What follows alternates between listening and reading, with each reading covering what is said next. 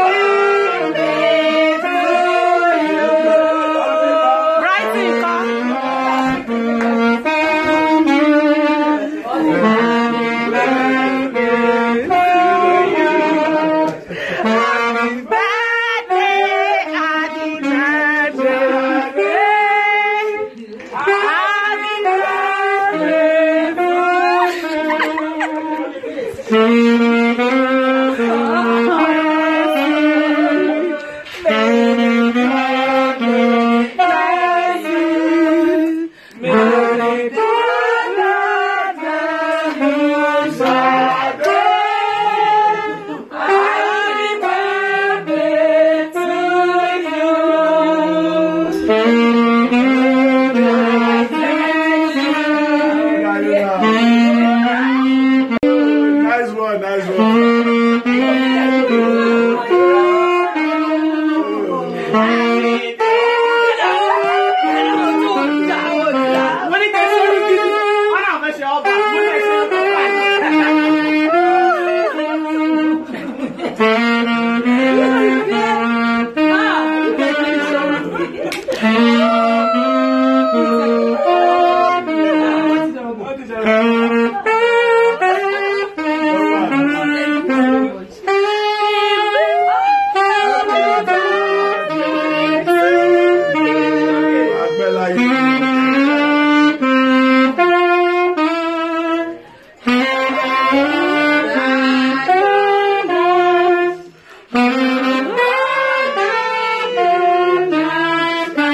Thank you so much for watching. You want to see more?